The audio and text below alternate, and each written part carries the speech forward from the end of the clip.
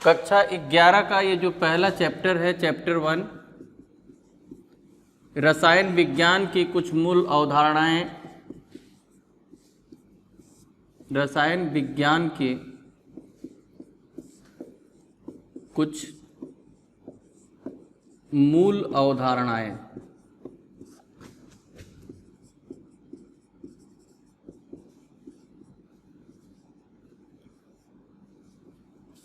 Some basic concept of chemistry. Some basic concept of chemistry.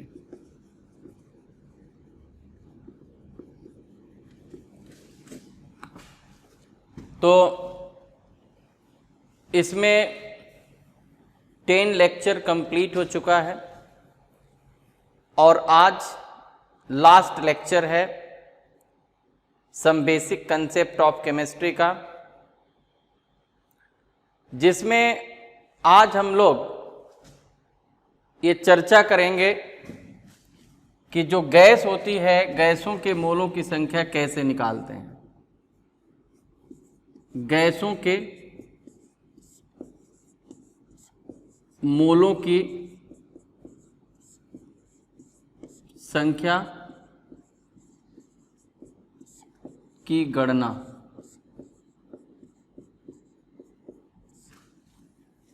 Number of moles for gases, number of moles for gases. तो गैसों के लिए हम कैसे गैसों के मोल की गणना करेंगे। तो हम जानते हैं आदर्श गैस समीकरण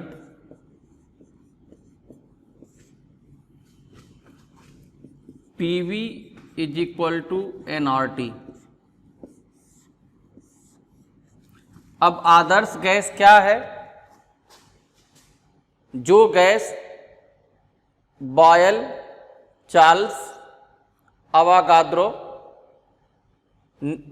ये अवागाद्रो नियम का और गैलुसॉक नियम का पालन करती है, उसे हम आदर्श गैस कहते हैं। तो ये बॉयल का नियम, चार्ल्स का नियम, अवागाद्रो का नियम, उसी नियम के सहायता से ये PV is equal to nRT बना है, जिसे आदर्श गैस समीकरण कहते हैं। यहाँ पर P क्या है? तो P है गैस का दाब,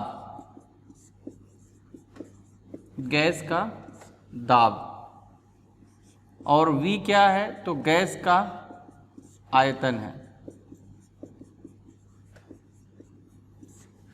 N है गैस के मोलों की संख्या।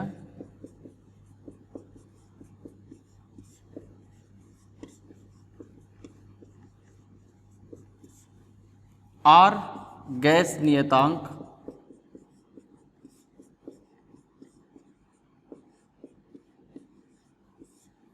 और T परम ताप केल्विन में।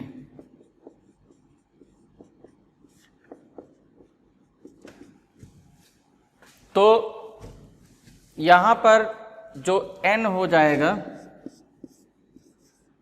ये N इज इक्वल टू होगा P into V upon RT।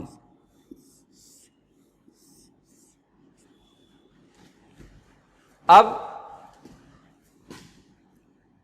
NTP के फुल फॉर्म होता है normal temperature and pressure. Normal temperature and pressure.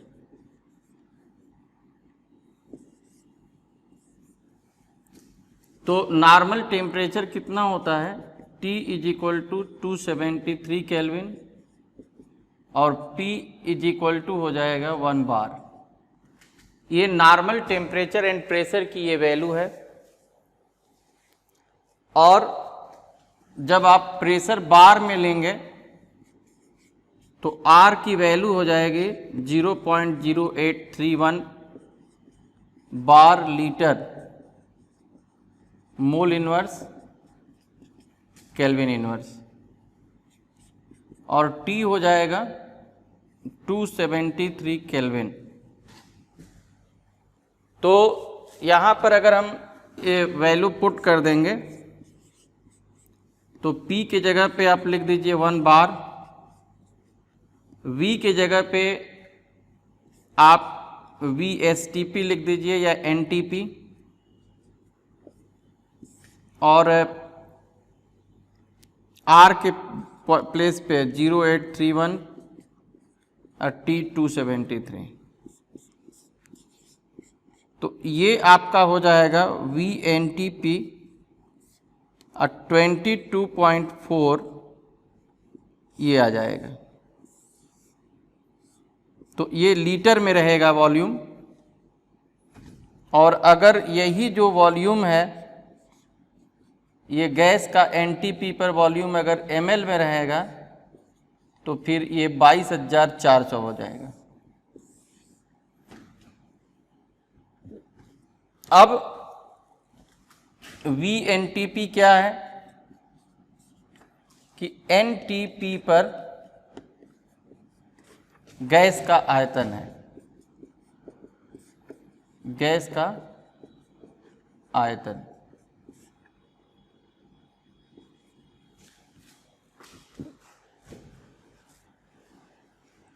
तो ये फॉर्मूला जो आदर्श गैस समीकरण है PV is equal to nRT, तो यहाँ से n जो गैस के मोलों की संख्या है वो गैस का दाब गुणे गैस का आयतन बटा गैस नियतांक गुणे परमताप, और NTP पर ये वैल्यू होती है टेम्परेचर और प्रेशर के R की। तो ये वैल्यू अगर हम T का 1 का R का रख देंगे और इनको गुणा कर देंगे तो ये इतना आ जाएगा। अब ऐसे ही अगर हमको निकालना हो एट STP, तो STP का फुल फॉर्म होता है स्टैंडर्ड टेम्परेचर एंड प्रेशर। तो चूंकि STP पर जैसे मान लीजिए ये 1 ATM अगर है NTP पर, और ये जो T इज इक्वल टू है 273 केल्विन और P 1 बार, तो यहाँ पे जो 1 ATM जो होता है ये 1.01325 बार होता है। यानी कि आप ये कह सकते हैं कि 1 ATM 1 बार के लगभग बराबर होता है। इसलिए एक्चुअल में तो आएगा ये n is equal to VSTP upon 22.7, लेकिन इसको इक्वल मान करके जनरली बुक में भी ये 22.4 ही रखा जाता है। तो चाहे आप NTP पर लीजिए चाहे STP पर आयतन हो, वो 22.4 से ही डिवाइड करिए, क्योंकि वो माइनर डिफरेंस माने बहुत थोड़ा सा। अब ये 1 ATM 1.01325 के बराबर है, तो नियरेस्ट वैल्यू लेंगे तो 1 के ही इक्वल हो जाएगा, यानी कि 1 ATM 1 बार के लगभग बराबर होता है। तो इसलिए ये जो नंबर माने मोलों की जो संख्या है चाहे STP पर या NTP पर, ये नीचे 22.4 ही याद रखिए। तो इस तरह से आप ये NTP पर या STP पर आप गैस के मोलों की संख्या ज्ञात कर लेंगे। अब आइए हम समझते हैं, जैसे ये जो P है, V है, nRT, इसका क्या मात्रक होता है। तो जैसे यहाँ पर ये आयतन का जो मात्रक हो जाएगा,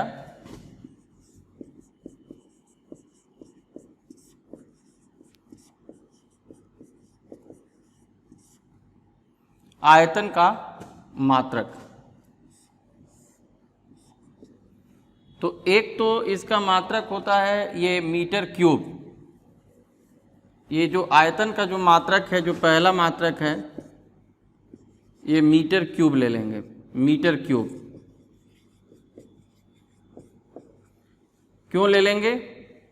क्योंकि जो V इज इक्वल टू होता है LBH, length into breadth into height, मतलब लंबाई गुणे चौड़ाई गुणे ऊंचाई, लंबाई गुणे चौड़ाई गुणे ऊंचाई। तो इसका भी मीटर, इसका भी मीटर, इसका भी मीटर, तो ये मीटर क्यूब हो जाएगा। और दूसरा जो होगा 1 मीटर क्यूब, तो 1 मीटर में 100 सेंटीमीटर होता है, तो ये 10 का पावर 6 सेंटीमीटर क्यूब हो जाएगा, या इसको 10 का पावर 6 सीसी भी बोलेंगे। अब 1 सेंटीमीटर क्यूब या 1 सीसी में 1 ml होता है। तो ये जो 1 मीटर क्यूब हो जाएगा, ये 10 to the power 6 centimetre cube या 10 टू द पावर 6 ml होगा, यानी कि 1000 लीटर हो जाएगा। और अगर इसी को अपोजिट लिखेंगे तो 1 लीटर इज इक्वल टू 10 का पावर -3 मीटर क्यूब। और 1 मीटर में 10 डेसीमीटर होता है, तो इसका होल क्यूब करेंगे तो ये आपका हो जाएगा 10 to the power 3 DM cube. और चूंकि 1 मीटर क्यूब में ये 10 का पावर 3 लीटर भी होता है, तो ये 1 DM क्यूब, 1 डेसीमीटर क्यूब में 1 लीटर होगा। तो इस तरह से आप आयतन में जो संबंध है वो बना सकते हैं। जैसे 1 मीटर क्यूब, आप देखिए अगर कोई भी ये क्यूब या क्यूबाइड कोई शेप है, मान लीजिए आप जिस कमरे में बैठे हुए हैं, जिस रूम में बैठे हैं, अगर ये कहा जाए कि इस कमरे में पूरा पानी भर दिया जाए, एकदम ऊपर से लेकर नीचे तक कहीं जगह ना रहे, जैसे टंकियां होती हैं पानी की, पूरा भर जाता है, तो अगर पूरा भर जाएगा और कोई पूछेगा कि बताओ इस कमरे में कितना लीटर पानी है, तो आप क्या करेंगे? आप जो दूध नापने वाला लीटर होता है उससे लेके और 1 लीटर, 2 लीटर, 3 लीटर नापेंगे, तो क्या पूरे कमरे का पानी आप नाप सकते हैं? नहीं। तो जो बर्तन है जिसमें कि वो पानी भरा हुआ है, अब उसका आकार कैसा है? अगर उसका घनाकार है तो घन के आयतन का जो सूत्र होता है उस तरीके से आप उसका आयतन निकाल लेंगे। अगर घनाभ है, जैसे ये कमरा घनाभ है, तो आप इसका जो आयतन है लंबाई गुणे चौड़ाई गुणे ऊंचाई करके निकालेंगे। अगर मान लीजिए पानी की टंकी है जो बेलनाकार है, तो उसका πr² h, पहले तो उसका आप त्रिज्या निकालेंगे।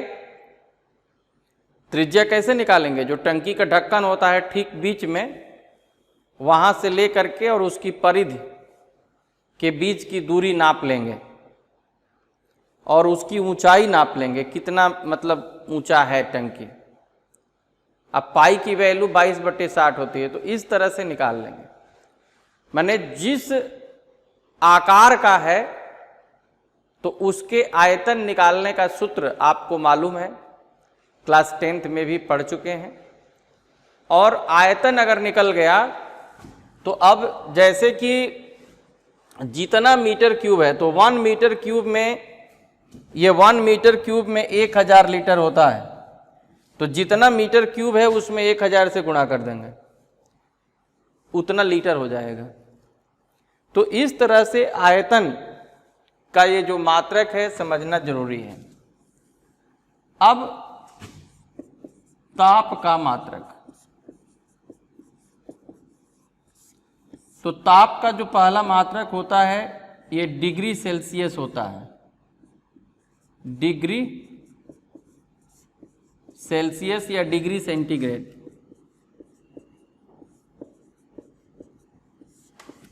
और दूसरा जो है ये केल्विन होता है,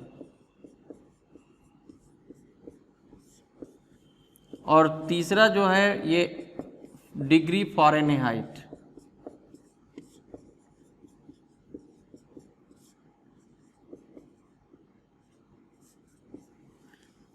अब देखिए, जैसे मान लीजिए ये T दिया हुआ है 27 डिग्री सेल्सियस दिया है और आपको इसको बदलना है केल्विन में, तो ये 273.15 एक्चुअल होता है। वैसे आप चाहें तो 273 भी केवल जोड़ सकते हैं, तो ये हो जाएगा 300.15 केल्विन या 300 केल्विन। मतलब 273 आप जोड़ देंगे डिग्री सेल्सियस में तो वो केल्विन में चेंज हो जाएगा। और फ़ारेनहाइट में कैसे चेंज होगा? तो F-32/9 = C/5। तो ये C डिग्री सेल्सियस ताप है, C ये डिग्री सेल्सियस टेम्परेचर है,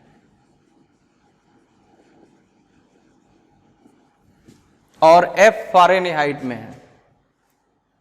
जैसे मान लीजिए हमारे शरीर का ताप होता है 98.4 फ़ारेनहाइट,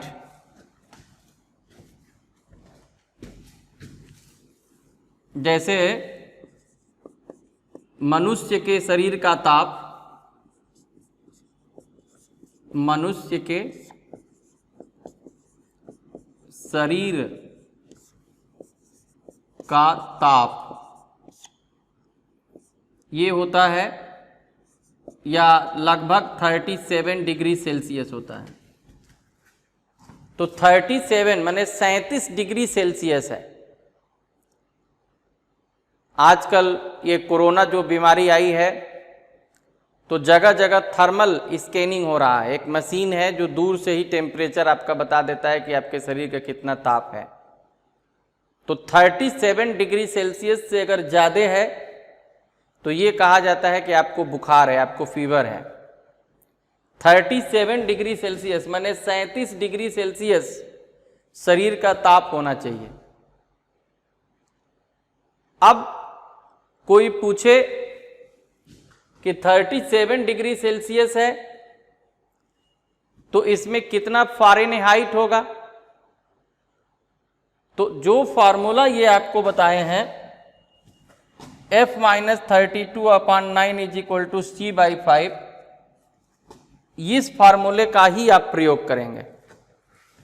जैसे यहां पर है F-32/9 = C/5। अब C दिया है तो F के टर्म में फॉर्मूला बना लेंगे। ये F-32 और 9 C/5 कर देंगे। तो F is equal to 32 plus 9c/5। अब क्या करेंगे कि 9 इंटू 37/5 कर देंगे, तो 7.4। तो 9 चौके 36 के 6, 3 9 7 63 और 3 66, तो 98.6 फ़ारेनहाइट आ गया। तो 37 जो है ये लगभग होता है, वैसे 36.98 करके होता है, तो ये 98.4 आता है। तो 98.4 भी सही है और 98.6, तो इससे 0.2 डिग्री का डिफरेंस है, तो इससे कोई बहुत अंतर नहीं पड़ेगा।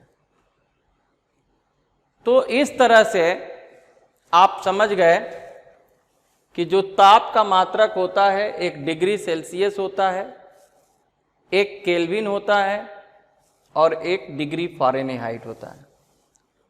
और अगर डिग्री सेल्सियस में ताप दिया है तो 273 आप उसमें जोड़ देंगे तो केल्विन परिवर्तित हो जाता है, और अगर केल्विन में दिया है और 273 घटा दिए तो डिग्री सेल्सियस में परिवर्तित हो जाता है।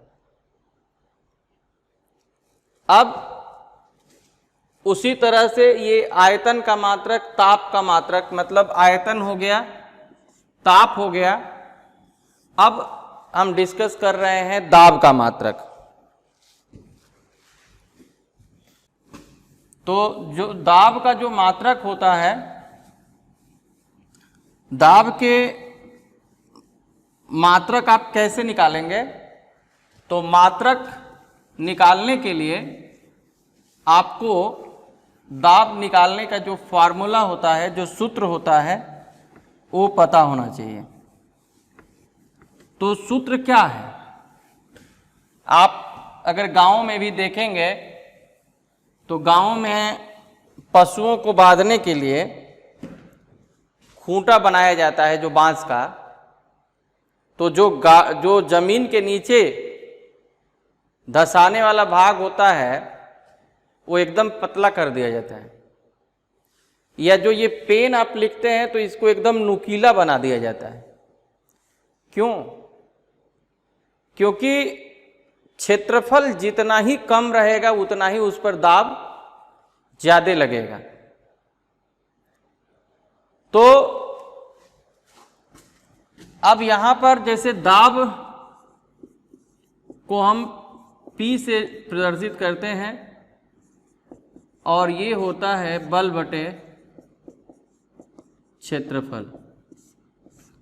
तो बल ये F है और क्षेत्रफल A है। अब मतलब P is equal to F/A।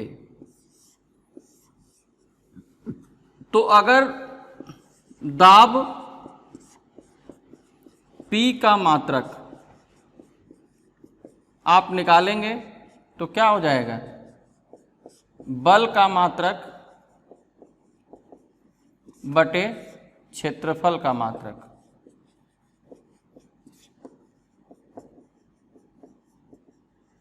अब जो दाब P का मात्रक है, तो बल का मात्रक होता है न्यूटन और क्षेत्रफल का मात्रक होता है मीटर का पावर 2। तो इसको हम ऐसे भी लिख सकते हैं, न्यूटन प्रति मीटर स्क्वायर, या शार्ट में इसको न्यूटन प्रति मीटर स्क्वायर ऐसे भी लिखा जाता है। और ये जो 1 न्यूटन प्रति मीटर स्क्वायर है, इसको साइंटिस्ट का जो नेम है 1 पास्कल, ये पास्कल हिंदी में भी आप लिख सकते हैं, पास्कल। तो 1 पास्कल कहते हैं, और 10 टू द पावर 5 न्यूटन पर मीटर स्क्वायर या 10 to the power 5 pascal is equal to 1 bar होता है। और 1 बार में 0.987 एटीएम, एटीएम जिसको कि हिंदी में बहुत जगह देखेंगे वायुमंडल लिखा जाता है, वायुमंडल, एटमॉस्फेयर,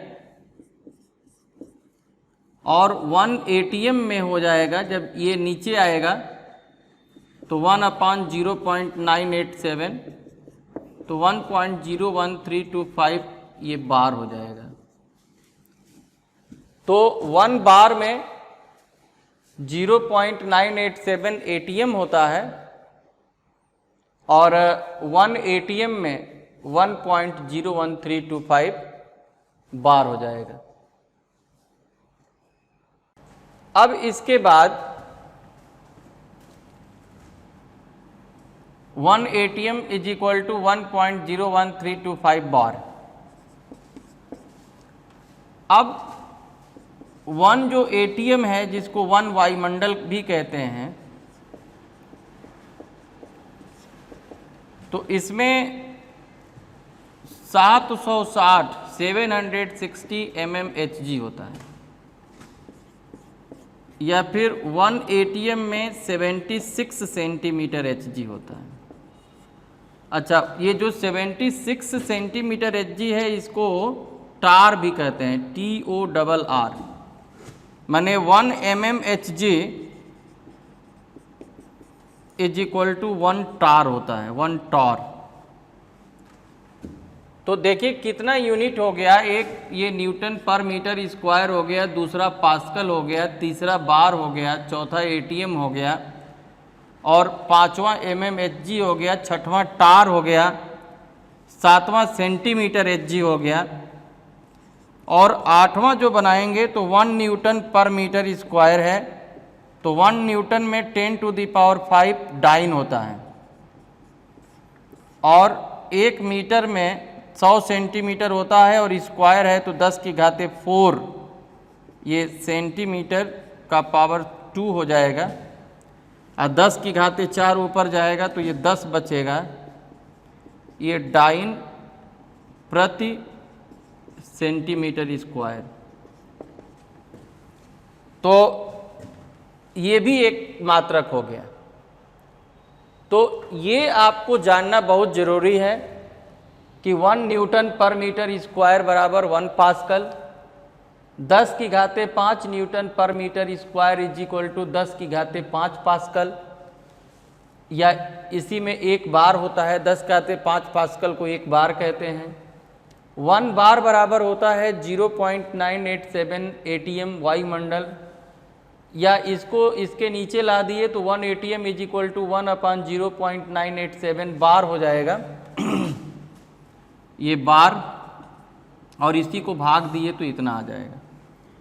और 1 एटीएम में इतना टार होता है, 1 एटीएम में 76 सेंटीमीटर Hg होता है, और 1 mmHg इज इक्वल टू 1 टार होता है। तो इस तरह से आप ये दाब का जो मात्रक है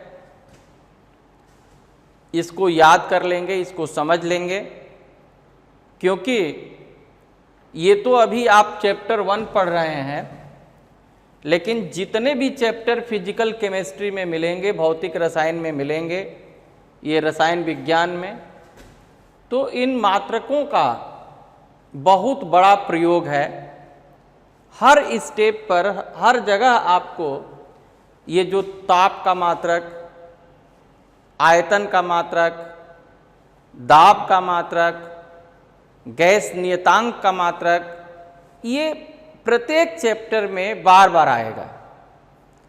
और चूंकि इस चैप्टर का नेम ही है रसायन विज्ञान की कुछ मूल अवधारणाएं, तो इसलिए ये जानना आपके लिए जरूरी है। अब आइए समझते हैं कि गैस नियतांक जो R होता है उसका मात्रक कैसे लिखेंगे।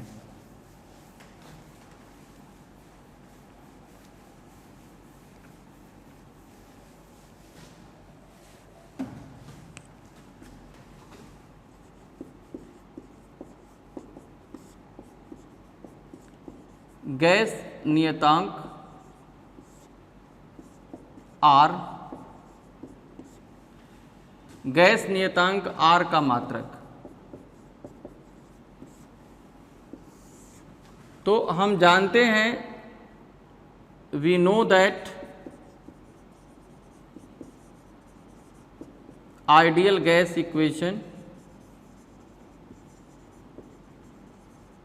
आदर्श गैस समीकरण PV is equal to nRT। तो R इज इक्वल टू हो जाएगा PV अपॉन NT, यानी कि जो R का मात्रक आप लिखेंगे, R का मात्रक, तो ये होगा जो P है दाब का मात्रक गुणे आयतन का मात्रक,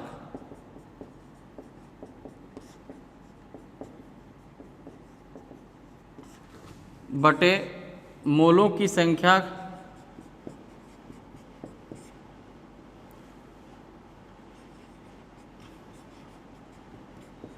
गुणे T समय, ये ताप का मात्रक।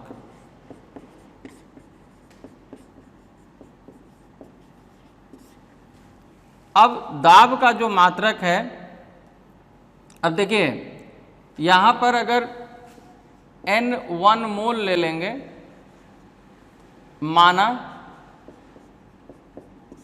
N इज इक्वल टू 1 मोल, तो VNTP ये नीचे कर लेते हैं कि माना कि NTP पर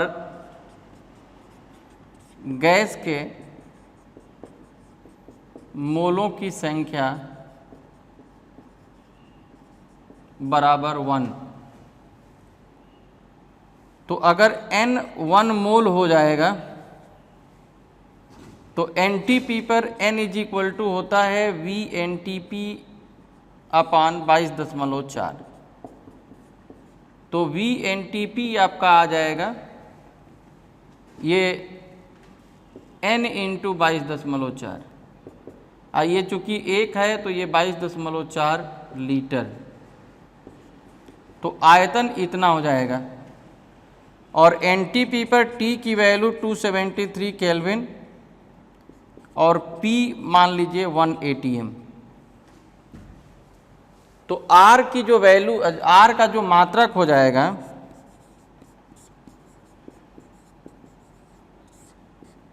अब दाब का जो मात्रक है, तो आप ये NTP पर 1 ATM होता है और आयतन का मात्रक 22.4 लीटर आयतन की वैल्यू, और मोलों की संख्या तो ये मोल हो जाएगा, और ताप का जो मात्रक आ जाएगा ये 273 केल्विन। तो 273 का ये ले जा करके भाग देंगे तो R का मात्रक आ जाएगा 0.0821।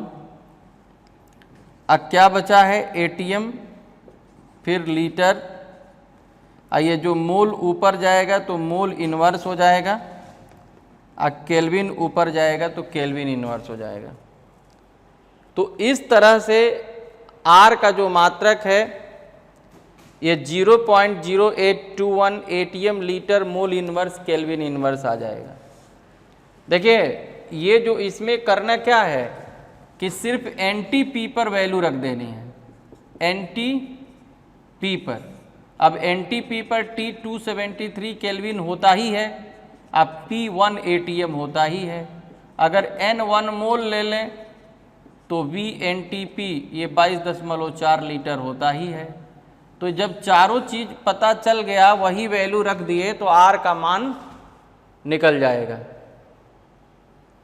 तो ये एटीएम में अब R का जो मान है, वो जो ताप है, ये जो दाब है, दाब के विभिन्न मात्रकों पर डिपेंड करता है।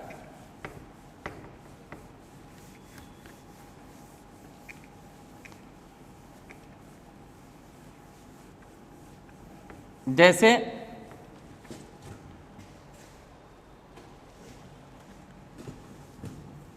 ये R, अब ये हो गया 0.0821 ATM litre mole inverse kelvin inverse. और एक दूसरा वैल्यू अगर हम बनाएंगे तो 1 एटीएम में 1.01325 बार होता है 1 एटीएम में, और ये मोल इनवर्स केल्विन इनवर्स। इसका जब गुणा करेंगे तो ये तो मान लीजिए एक आया था जब प्रेशर जो दाब है एटीएम में होगा, और जब बार में होगा तो 0.0831 ये bar litre mole inverse kelvin inverse. तो ये वैल्यू हो जाएगी। और अगर यही न्यूटन पर मीटर स्क्वायर में चेंज करेंगे तो 0.831 आप बार की जगह पे रख दीजिए 10⁵ न्यूटन पर मीटर स्क्वायर। ये अभी बताए हैं ना कि 1 बार में इतना होता है, और 1 लीटर में कितना होता है तो 10⁻³ मीटर क्यूब, ये भी बताए हैं। और मोल इनवर्स केल्विन इनवर्स, तो ये मीटर क्यूब है और मीटर स्क्वायर है, तो 1 मीटर ऊपर बचेगा, और 5 में से 3 गया 10⁻² यानी कि 100 आएगा। 100 का गुणा कर देंगे इसमें तो 8.31 newton metre mole inverse kelvin inverse. अब 1 न्यूटन मीटर जो होता है बराबर 1 जूल होता है, 1 जूल। तो 8.31 joule mole inverse kelvin inverse हो जाएगा।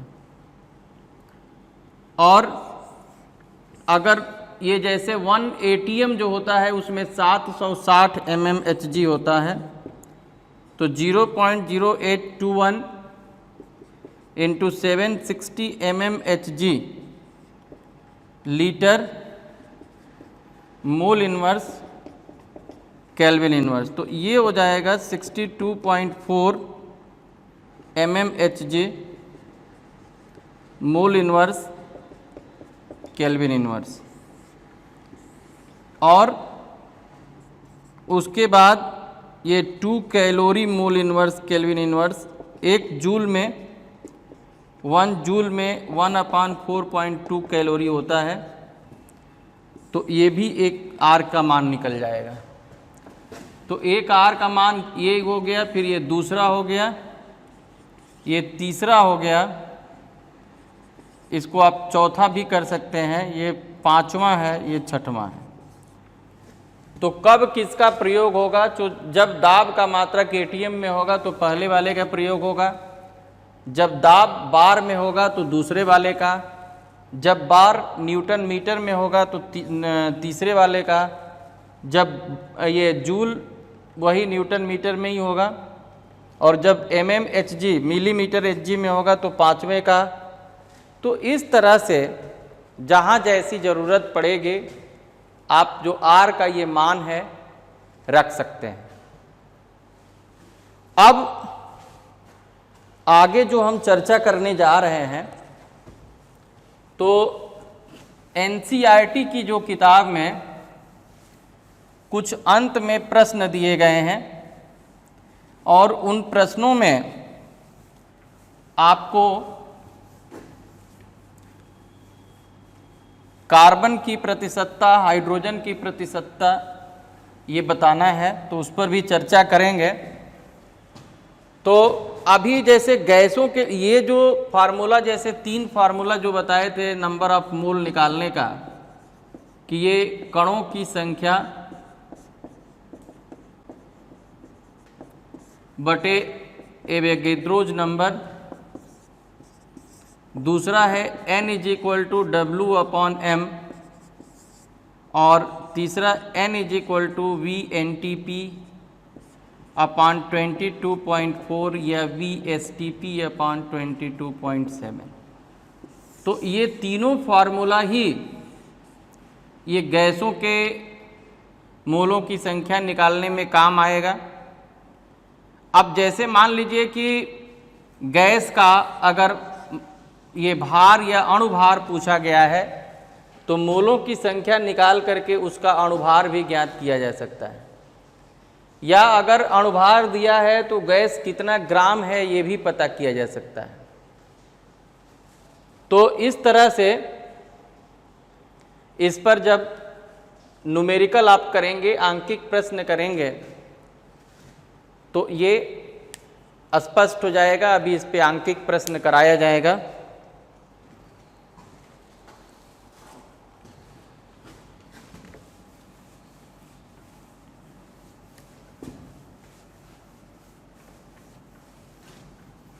अब देखिए, इसमें जो आपके रसायन विज्ञान की जो किताब है, इसमें अंत में कुछ प्रश्न दिए हुए हैं। तो देखिए, हाइड्रोकार्बन, हाइड्रोकार्बन क्या होता है? हाइड्रो माने हाइड्रोजन, कार्बन माने जो तत्व हाइड्रोजन और कार्बन से मिल करके बनते हैं हाइड्रोकार्बन कहलाते हैं। आप 10 में पढ़े होंगे, जैसे एल्केन है, एल्कीन है, एल्काइन है, बेंजीन है, तो ये सब हाइड्रोकार्बन में आते हैं। और किसी भी हाइड्रोकार्बन को, चाहे एल्केन, एल्कीन, एल्काइन कुछ भी हो, उसको ऑक्सीजन की उपस्थिति में अगर जलाएंगे, बर्न करेंगे, तो CO2 और H2O बनता है। अब CO2 की मात्रा अगर मालूम है और H2O का मालूम है, तो कितना % इसमें कार्बन है और कितना % हाइड्रोजन है, ये ज्ञात किया जा सकता है। जैसे CO2 में कार्बन का कितना होता है, परमाणु भार 12 होता है, और टोटल कितना होता है 44, 12 इसका और 16 होता है, तो 16 दूनी 32, 12 44, गुणे CO2 की मात्रा अब बटे कार्बनिक यौगिक की मात्रा, माने ये हाइड्रोकार्बन है तो इसकी कितनी मात्रा है, कार्बनिक यौगिक की मात्रा गुणे 100। तो इस तरह से कार्बन का प्रतिशत निकल जाएगा। मतलब कार्बन की मात्रा दी गई है और कार्बनिक यौगिक की मात्रा दी गई है। उसी तरह से हाइड्रोजन की जो प्रतिशत मात्रा है अगर निकालेंगे, तो हाइड्रोजन का जो परमाणु भार है ये 1 होता है, 2 हाइड्रोजन है तो 2 होगा, और टोटल 18 हो जाएगा। और ऐसे ही H2O की मात्रा गुणे ये 100 होगा, और नीचे ये आपका हो जाएगा कार्बनिक यौगिक की मात्रा।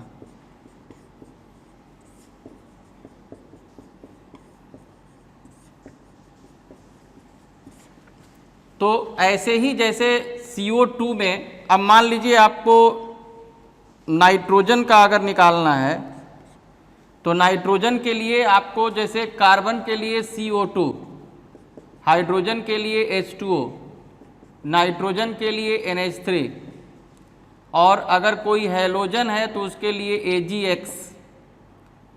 तो ये अगर अब जैसे अगर सल्फर का निकालना है तो BaSO4 होता है।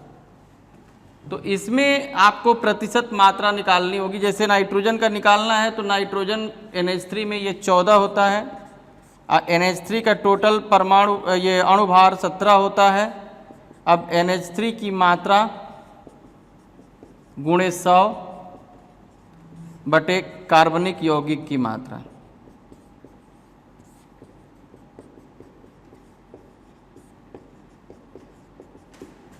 और देखिए, अगर ऑक्सीजन का निकालना है तो इसके लिए कोई सूत्र नहीं है। अब जैसे अगर 100 से आप घटा देंगे, मान लीजिए कार्बन भी है, हाइड्रोजन भी है और नाइट्रोजन भी है, तो तीनों को जोड़ करके 100 से घटा दिए तो ऑक्सीजन की प्रतिशत मात्रा मिल जाती है। तो ये जो सूत्र बता रहे हैं इसका प्रयोग है जो आप रसायन विज्ञान के आंकिक प्रश्नों को हल करेंगे। तो आज बस इतना ही, और नेक्स्ट लेक्चर में जो न्यूमेरिकल प्रॉब्लम्स हैं इस चैप्टर के उसको डिस्कस करेंगे। तो आज जो कंसेप्ट बताए हैं अगर आप अच्छे तरीके से समझ गए होंगे तो मेरा पूरा वादा है कि आप 100% क्वेश्चन अपने आप कर लेंगे। और अगर कोई समस्या होती है तो आप कमेंट करिए। और ये लेक्चर गूगल प्ले स्टोर में माई स्कूल ऐप पे भी देख सकते हैं। और वहाँ सबसे खास बात यह है कि हर लेक्चर के 10 प्रश्न आपको DPP डेली प्रैक्टिस पेपर में मिलेंगे और उसका सॉल्यूशन भी मिलेगा। तो आप वहाँ से अगर डाउनलोड करके देखेंगे तो complete package A to Z, अगर ये जो आपको ये कोर्स प्रोवाइड किया जा रहा है ये कंप्लीट कोर्स है। अब आपको अलग से कुछ भी जानने की ज़रूरत नहीं है। तो आज बस इतना ही। आप लोगों को बहुत बहुत धन्यवाद।